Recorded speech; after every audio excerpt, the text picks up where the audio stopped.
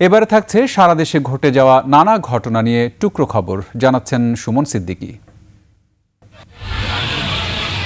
খুলনার হরিণটানায় বাড়ির সামনে মাটিতে পুঁতে রাখা এক ব্যক্তির মরদেহের অংশবিশেষ উদ্ধার করা হয়েছে। এ ঘটনায় মুরাদ মোল্লা ও তার স্ত্রী ফাল্গুনী খাতুনকে আটক করেছে পুলিশ। মানি লন্ডারিং মামলায় গাইবান্ধার পলাশবাড়ির রামমূর্তির প্রতিষ্ঠাতা হরিদাস চন্দ্র তরুণী দাসকে গ্রেপ্তার করেছে সিআইডি।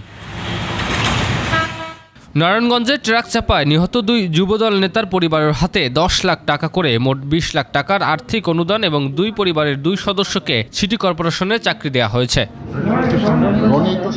টানা কয়েকদিনের ভারী বর্ষণে সৃষ্ট পাহাড়ি ঢলে খাগড়াছড়ির মাটিরাঙ্গা উপজেলায় ফেনীছড়া নদীর পানি বৃদ্ধি পেয়ে পানিবন্ধী ও ক্ষতিগ্রস্ত হওয়া 2 শতাধিক দরিদ্র মানুষের মাঝে খাদ্য সামগ্রী, শস্যবীজ ও চিকিৎসা সহায়তা দিয়েছে বিজিবির পলাশপুর জোন খেদাছাড়া ব্যাটালিয়ন। নারায়ণগঞ্জ অভিযানে 5 জন ডাকাতকে গ্রেপ্তার করা হয়েছে। এ সময় লুট হওয়া প্রায় 8.5 ভরি স্বর্ণালংকার, বিভিন্ন ব্যাগ এবং একটি শটগান উদ্ধার করা হয়েছে। চুয়াডাঙ্গায় কৃষকদের মাঝে বিনামূল্যে উফশি, রোপা, আমন ও গ্রীষ্মকালীন বিভিন্ন জাতের সবজির উপকরণ বিতরণ করা হয়েছে। বাংলাদেশ ডাক কর্মচারী ইউনিয়ন শাখা, ডাকঘর কর্মচারী সমিতি ও ঐক্য পরিষদের 2 দফা দাবিতে পঞ্চগড়ে মানববন্ধন করা হয়েছে।